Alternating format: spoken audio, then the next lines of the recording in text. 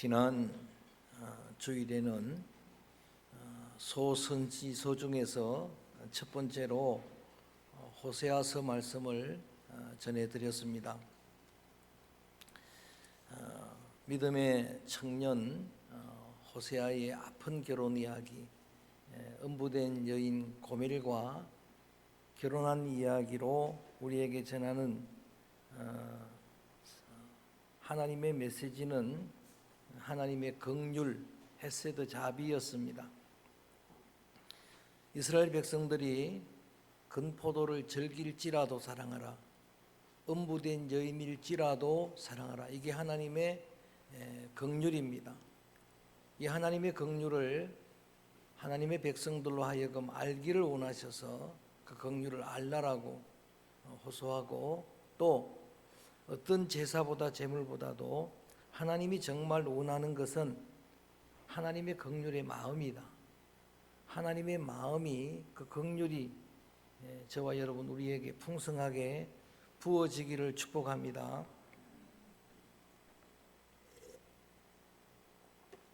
그런 하나님께로 돌아오라고 호소를 하면서 하나님께 돌아오고 하나님께 가까이 하고 주께로 가까이 하면은 우리 인생 나무들에게 하나님은 풍성한 복을 언약하십니다. 백합화는 피어날 것이고 백향목은 뿌리가 깊어질 것이고 감람나무처럼 아름답게 될 것이고, 또한 백향목처럼 향기가 날 것이고, 큰 느티나무처럼 가지가 무성해서 그 선한 영향력으로 많은 심령들을 쉬게 할 것이다. 푸른 잣나무처럼 늘 푸른, 그 잎이 마르지 않는 복된 나무들 될 것이다 라고 언약을 해주셨는데, 저는 이 하나님의 약속이 여러분에게 그대로 이루어져서 여러분의 심령이 복되고 삶이 더욱 복되기를 주님의 이름으로 축복합니다. 오늘은 두 번째 시간으로 요엘서입니다. 요엘서의 시대적인 배경은 북이스라엘 왕시대에 호세아를 세웠다면 남쪽 유다입니다. 우리가 이제 다음 주일에 시험을 보겠습니다만, 남쪽 유다의 제8대 왕이 요아스입니다. 요아스는 7세의 왕이 됩니다. 악한 아달랴, 유일한 남북 통틀어 여왕이었던 이세벨 아합의 딸 아달랴가 자기의 손자임에도 불구하고 다 죽이려고 할 때에 여호야다라고 하는 당시의 제사장 고모부입니다. 그가 성전에 숨겨서 7살 때에 왕으로 세웠던 요아스는 40년을 통치합니다. 통치 초기에는 섭정을 했지만 다윗의 길을 걸어서 하나님 보시기에 선한 왕이었는데 멘토가 죽게 되니까, 여호야다가 세상을 떠나게 되니까 타락하고 맙니다. 그래서 아세라 목상을 세워 섬기고 다른 우상을 섬기는 그런 어둠의 시대에 또다시 요엘이라고 하는 하나님의 선지자가 세워집니다. 요엘에 대한 정보는 거의 없습니다. 아버지 이름만 등장하는데 버두엘이라고 1장에 나옵니다. 버두엘이라는 아버지의 이름을 보니까 그냥 그 가정의 신앙을 가늠할 수가 있습니다. 버두엘이란 뜻은 원래 베델이라고 하는 히브리 단어와 똑같습니다. 모음이 없는 자음만 있는 단어이기 때문에 그렇게 해석을 하면은 하나님의 집이란 뜻입니다. 이름을 짓는데 버두엘로 지었고, 또 다른 해석을 보니까 하나님께 설득된 자라 이렇게 되어 있어요. 하나님에게 설득된 자, 그 아버지 이름이 버두엘인데 믿음 좋은 가정에 태어난 믿음의 아들이다라고 짐작해 볼 수가 있습니다. 그리고 요엘이란 이름의 뜻도, 요는 여호와입니다. 엘은 하나님입니다. 야훼는 하나님이시다라는 뜻입니다. 야훼는 자존하신 그분은, 스스로 계신 그분은, 약속을 지키는 그분은 유일하게 하나님이시다라는 뜻입니다. 그런 믿음의 청년이 이제 하나님의 말씀을 받고 유다 백성들에게, 당시에 타락한 유다 백성들에게 하나님의 강력한 심판의 메시지를 전함과 동시에 하나님의 회복의 비전을 심어주는 말씀이 요엘서입니다. 요엘서의 말씀의 모티브는 그 시대에 있었던 대자연 재난입니다. 전쟁보다도 더 무서운 게 기후위기라고 지금 많이들 강조하는데, 세계 뉴스를 보다 보면 지금도 특별히 금년에 그런 재해들이 많았습니다. 지금도 시리아나 중국에는 극심한 가뭄으로 농사 하나가 되질 않습니다. 반면에 브라질이나 또 인도네시아나 파키스탄 같은 그런 나라는 역대적인 폭우로 큰 순환을 재해를 겪고 있습니다. 당시에 여호와서 시대 때에 그때 유대 땅에 있었던 재해가 어떤 재해인가 1장으로 돌아가 보겠습니다. 1장 4절 말씀을 함께 읽어봅니다. 1장 4절 시작. 황충이가 팥종이가 남긴 것을 메뚜기가 먹고 메뚜기가 남긴 것을 너치가 먹고 너치가 남긴 것을 황충이 먹었도다. 팥종이, 메뚜기, 너치, 황충 나오는데 다 메뚜기 재앙입니다. 그러니까 그 시대에 이런 4번에 걸친 큰 메뚜기 재앙이 있었는데 이게 예언의 모티브가 되더라는 이야기입니다. 여러분, 출급할 때에 이 메뚜기 재앙은 엄청나게 큰 재앙입니다. 피, 개구리, 이, 파리, 악질, 독종, 우박 다음이 메뚜기입니다. 메뚜기 재앙이 이렇게 무서운 재앙인데, 몇 년 전에 뉴스를 통해서 봤습니다만 미국의 캘리포니아의 옥수수 밭에 메뚜기 떼가 습격을 하니까 순식간에 초토화가 됩니다. 그 넓은 그 벌판이. 그리고 2, 3년 전에 기억하시는지 모르겠습니다만 나주 평야에 러시아산 메뚜기가 습격을 했습니다. 러시아산 메뚜기는 크기가 참새만 합니다. 그러니까 우리가 어릴 때 논에서 잡아먹던 그 낭만적인 메뚜기랑 전혀 다른 그런 아주 무서운 황충, 메뚜기, 너치, 그리고 또 다른 또 메뚜기, 이렇게 여러분 4번에 걸쳐서 그런 재난이 일어났다라고 한번 생각을 해보시기 바랍니다.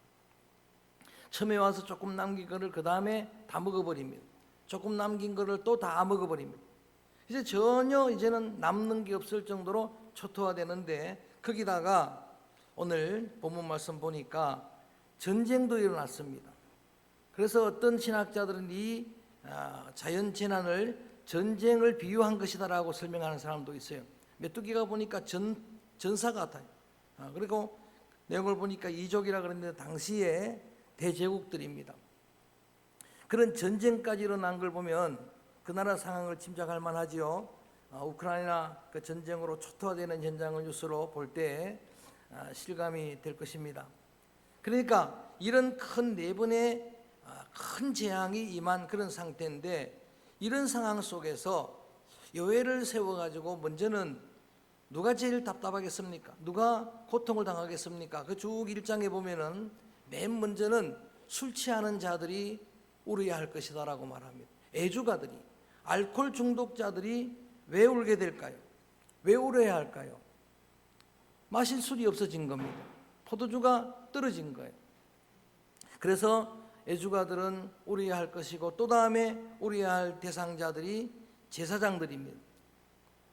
포도주만 떨어진 게 아니고 모든 곡식이 다 끊어졌어요. 소재물이 없어졌습니다.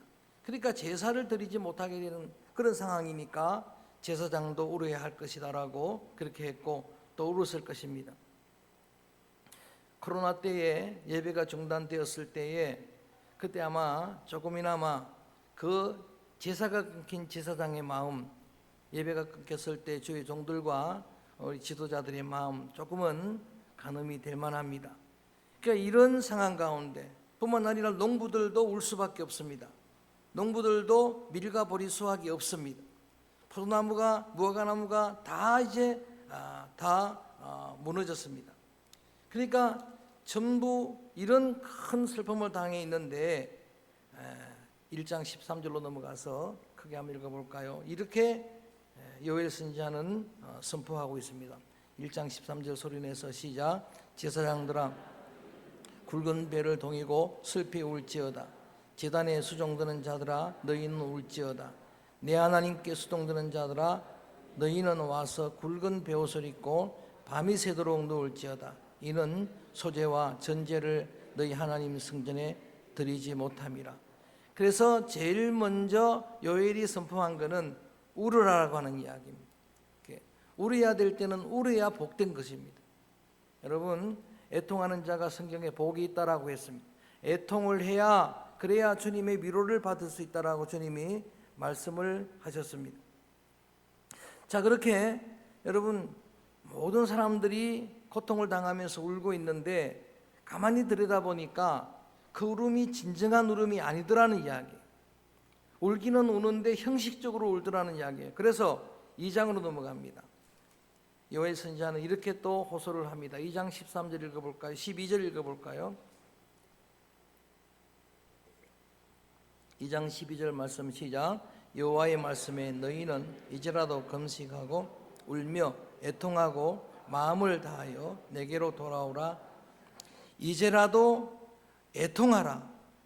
이제라도 진짜로 내게로 돌아오는데 마음을 다하여 돌아오라고 그렇게 이야기합니다. 그동안에 금식도 했고 울기도 했는데 마음이 없는, 연기자가 눈물을 흘리는 것 같은 그런 눈물이,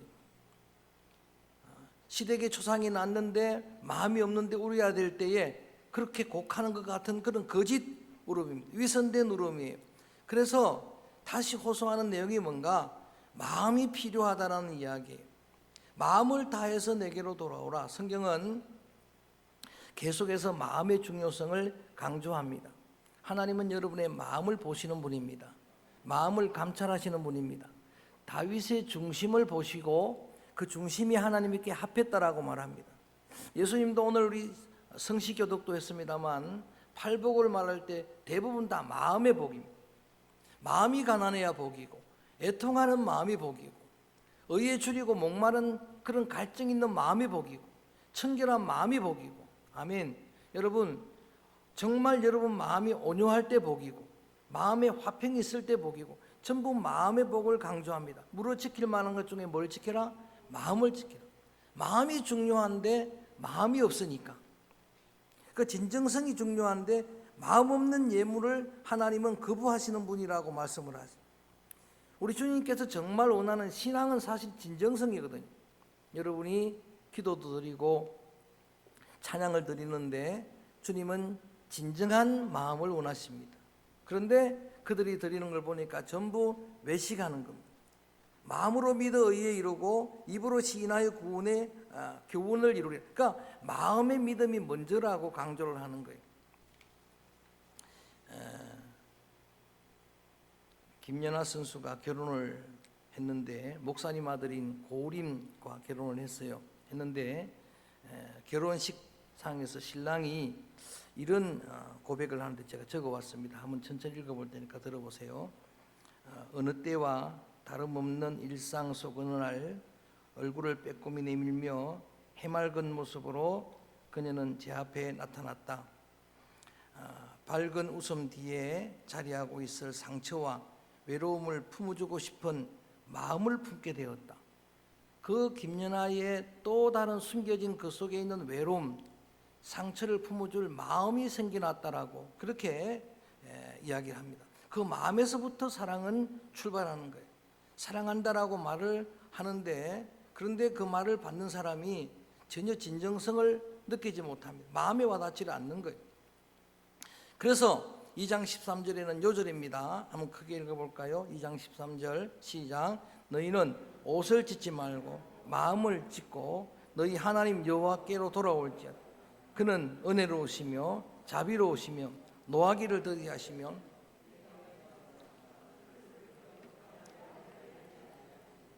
옷을 찢지 말고 뭐를 찢으라? 마음을 찢으라라고 이야기합니다.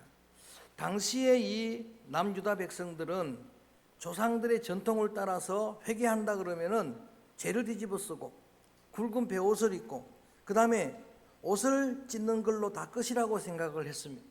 그러면 회개라고 생각을 한 거예요. 그런데 여러분, 아무리 장롱에 안 입는 옷 뭐 10벌을 찢은들 그게 뭐 회개가 되겠습니까? 그래서 옷이 아니고 실제는 마음이다. 마음을 찢으라라고 권면을 하는 겁니다. 그렇게 마음을 찢으면은 하나님은 본성이 긍휼이시니까 혹 이 재앙의 뜻을 돌이키실 수 있을지 누가 알겠느냐라고 하는 이야기. 하나님은 구원의 뜻은 영원히 돌이키질 않습니다. 여러분을 짓기도 전에 창세 전부터 여러분을 예정하셨습니다. 믿습니까? 여러분이 모태에 조성되기 전부터 하나님은 여러분을 선택하셨어요. 그 하나님의 구원의 뜻은 영원히 변하질 않아요. 그런데 성경에 보면은 심판의 뜻은 돌이키시는 분이에요.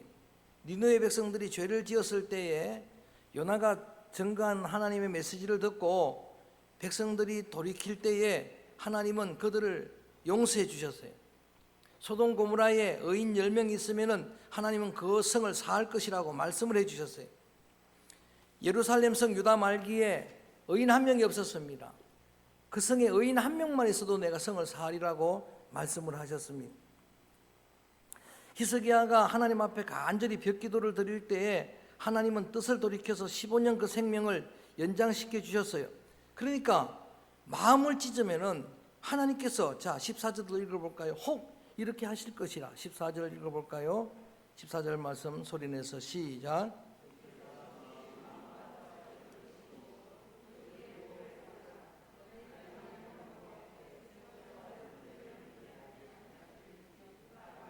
누가 알겠느냐가 아니라 그런 분이다라는 거예요.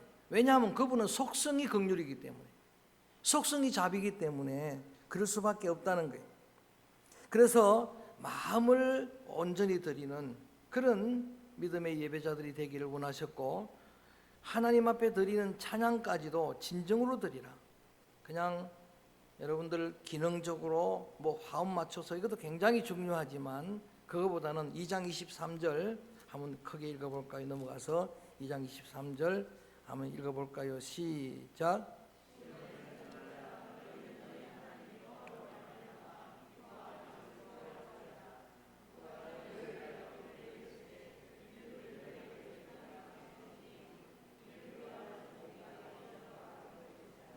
여러분, 기도도 마음 없는 기도가 있을 수가 있어요.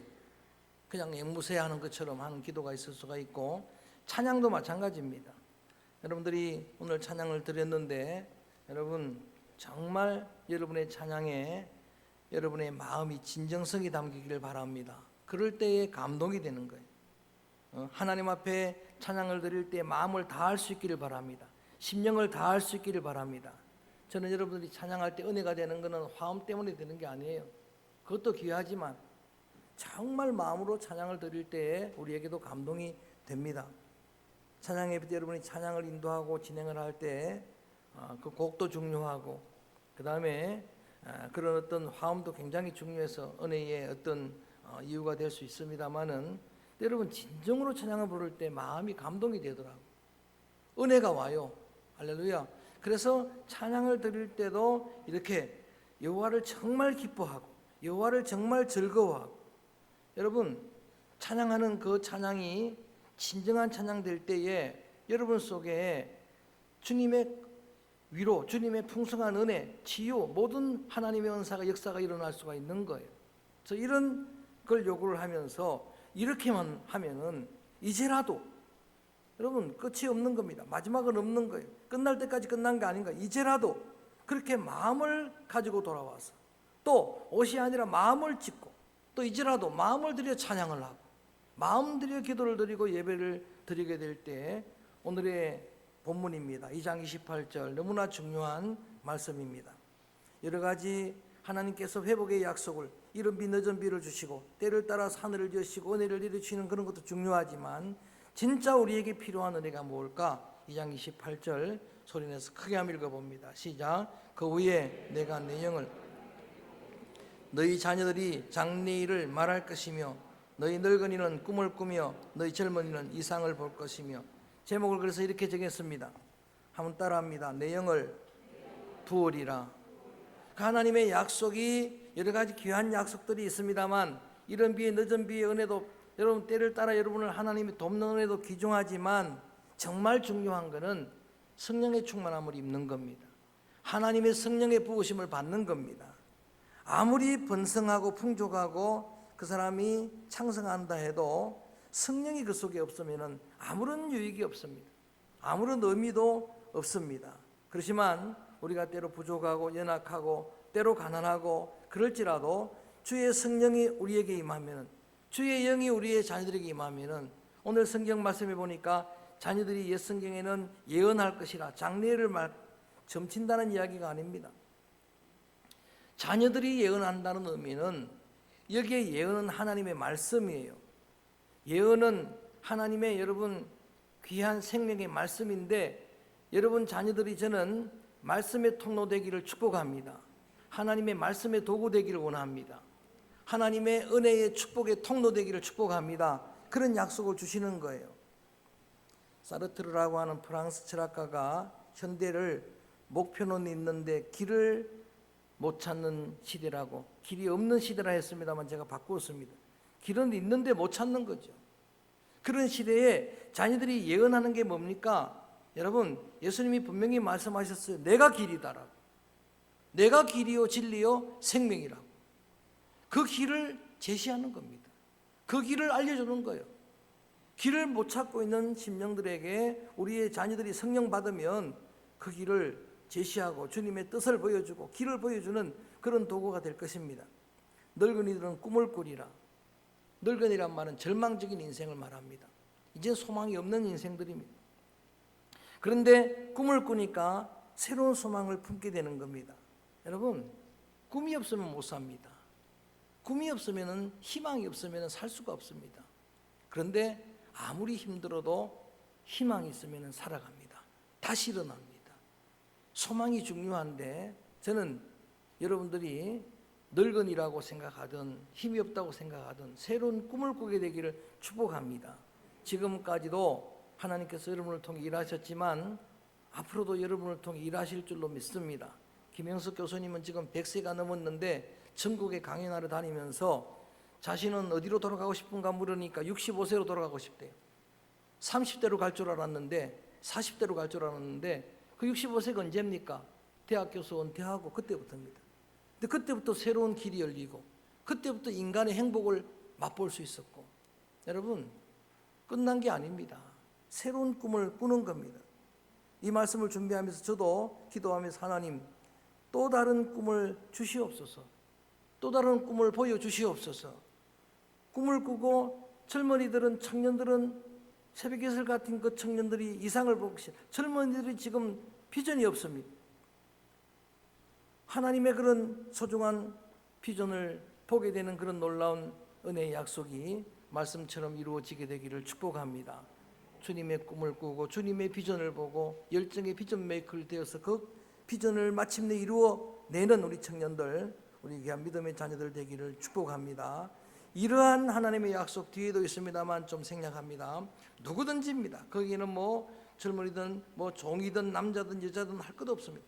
모든 사람에게 주의 영을 부어주시면 이렇게 됩니다. 힘으로 능으로 할 수 없는 일들이 많이 있는데, 우리 한계를 느낄 때가 많이 있는데, 성경은 분명히 스가랴 말씀 전할 때 다시 강조하겠습니다마는 주의 영이 임하면 된다는 거예요. 주의 영이 임하면 됩니다. 주의 신으로 되느니라. 할렐루야. 그러니까 이게 필요한 거죠. 주의 성령이 우리에게 부어지고, 주님의 성령으로 저도 지금 새 힘을 얻고 있습니다. 2장 32절 마지막으로 한 번 더 읽어봅니다. 그래서 이제 모두가 다 성령의 사람이 되어서 주의 이름을 같이 불러보자는 이야기입니다. 32절 시작. 누구든지 여호와 이름을 부르는 자는 구원을 얻으리니 이는 나 여호와의 말대로 시온산과 예루살렘에서 피할 자가 있을 것이며 남은 자 중에 여호와의 부름을 받을 자가 있을 것임이니라. 아멘. 분명히 야훼의 날, 그날은 심판의 날이었는데 엄청난 재난이 있고 다들 우는 통곡의 날이었는데, 요엘서의 야훼의 날은 그날은 성령의 날입니다. 회복의 날입니다. 하나님이 하시면, 성령이 임하시면 그렇게 될 줄로 믿습니다. 그래서 누구든지 다 주님의 이름을 함께 부르는 그 반일에 서게 된다는 거예요. 주의 이름을 부르는 자는 구원을 얻으리, 찬양도 드리는데, 우리 성경에도 보면 주 예수를 믿으라 그리하면 너와 내 집이 뭘 얻어요? 구원을 얻으리라. 결국은 같은 맥락의 말씀이라면 전적으로 하나님을 의지하는 믿음으로 하나님을 찬양하게 될 때에 다 이 회복의 반열에 설 수 있다는 그런 소중한 언약의 말씀입니다.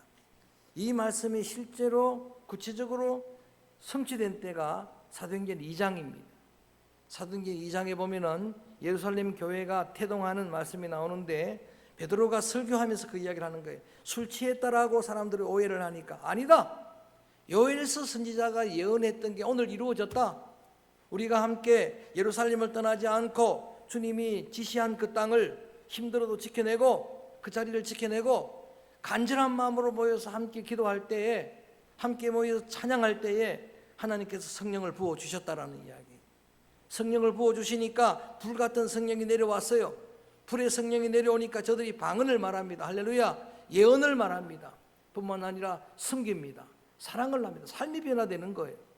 뿐만 아니라 그들은 모일 때마다 기쁨으로 찬양을 드립니다. 기쁨으로 경배와 예배를 드리는 예배 공동체가 일어나는 거예요. 성령 시대가 열리는 겁니다. 교회 시대가 활짝 열렸어요. 그들은 어려움을 당하면서도 가는 곳마다 복음을 전합니다. 그랬더니 당시의 세계가 그들에 의해서 복음화되었습니다. 이게 성령의 역사예요. 사도행전은 그래서 성령 행전입니다. 성령이 임하면 그렇게 되는 거예요. 그리고 여러분들 집에 돌아가서 3장을 읽어보시면은 나중에 몇천 년 뒤에 일어날 그런 소중한 약속이기도 하지만 눈앞에서 1차적으로는 유다가 회복이 되는 거예요. 백성들이 모여서 마음을 찢었더니 마음 들여 주님 앞에 돌아왔더니 그 다음에 그들이 모여서 하나님을 기쁨으로 전심으로 찬양을 했더니 하나님께서 그들에게 회복의 은혜를 내려주셔서 그 폐허된 땅이 회복이 되기 시작하고 그리고 사람들이 흩어졌다가 모이기를 시작하고 그리고 그 모인 회복된 예루살렘 성을 향해서 하나님이 약속하는 게 내가 이제 예루살렘의 피난처가 되겠다. 내가 예루살렘의 산성이 되겠다. 내가 지켜주리라. 그래서 예루살렘은 영원할 것이다. 지금도 예루살렘은 존재를 하는 겁니다. 영원한 예루살렘은 하나님의 나라입니다. 야간 이런 약속을 주는 사건이 오늘 두 번째 소선지서 요엘서 말씀인데 오늘 여러분 우리의 삶의 말씀을 적용하면서 말씀을 마무리하려고 합니다. 우리도 늘 예배 드리는 자입니다. 일주일에도 몇 번씩 예배를 드리는 여러분인데 오늘 믿음의 귀한 자녀들 여러분을 향해 주님이 요구하시는 음성을 들을 수 있기를 바랍니다. 주님은 여러분의 마음을 원하십니다. 형식적으로 교회 마당만 밟고 가는 그런 성도들이 아니라 마음을 다해서 주님께 돌아오고 하나님 앞에 기도를 드려도 마음을 다해서 기도를 드리는 거예요. 옷이 아니라 마음을 찢는 그런 기도를 드리게 되면 하나님은 그 뜻을 돌이켜서 진노를 거두실 줄로 믿습니다. 뿐만 아니라 하나님은 그렇게 마음으로 경배하고 예배하는 여러분들에게 주의 성령을 부어주실 것입니다. 주의 성령이 우리에게 부어주어서 그 힘으로 그 능력으로 주신 사명들 잘 감당하고 그 성령의 능력으로 많은 사람들을 이롭게 하고 많은 사람들을 복되게 하는 주님의 축복의 통로들 되기를 주의 이름으로 축원합니다. 성령 주님의 그 성령이 오늘 이 시간에 여러분들이 함께 찬양하고 기도할 때에 정말 그야말로 바람처럼 초대교회 예루살렘 교회에 임하였던 불과 같은 성령이 여러분 심령에도 임하여서 그 힘으로 새롭게 일어설 수 있기를 바랍니다. 그 힘으로 하나님의 귀한 말씀을 받고 방언도 하고 하나님의 말씀을 예언함으로 많은 사람들에게 주님의 길을 가르쳐주고 보여주는 그런 믿음의 자녀들 될 뿐만 아니라 여러분의 심령이 변하고 삶이 변하고 여러분의 삶이 진정한 예배가 되어서 많은 사람들을 주님의 품으로 이끌어 인도하는 성령의 사람들 되어지기를 주의 이름으로 선포합니다. 주의 이름으로 축원합니다. 내가 내 영을 만민에게 부어주리라. 이 찬양을 드립니다. 주의 영이 우리 가운데 임하기를 소원합니다. 성령 하나님 나를 만져주옵소서. 나에게 새롭게 우리의 심령에 새로운 영을 부어주옵소서. 기도하는 심령으로 찬양을 부릅니다. 성령 하나님 나를 만지소서.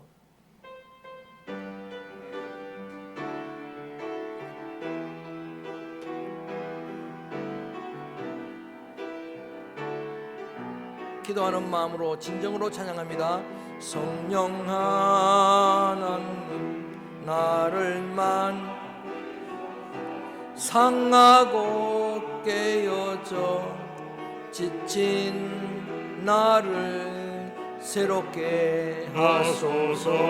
성령의 바람 시들은 내 영 내 몸도 영도 살리소서. 살려주시기를 원합니다. 성령아 성령 주님이 회복하여 주옵소서. 성령님 회복하여 주옵소서. 죄악의 어둠 속 헤매는 우리 태워주소서. 성령의 불로 세상 못된 맘 태우소서. 간절한 마음으로 임하소서. 성령 하나님이시여 지금 이곳에 임하소서.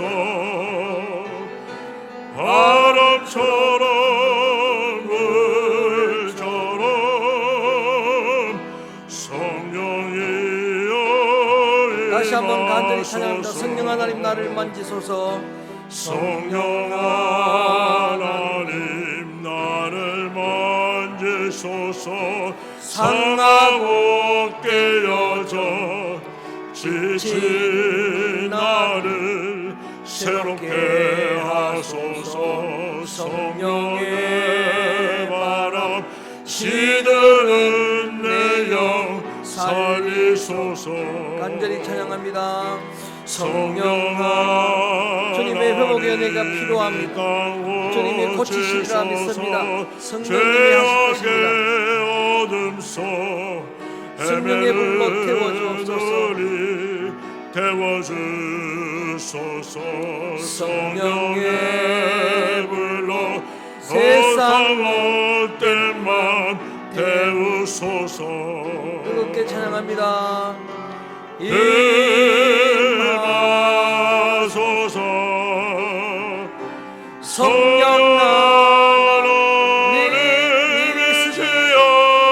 하나님이시여 지금 이곳에 임하소서. 바람처럼 물처럼 성령이 마지막으로 임하소서. 힘차게 찬양합니다.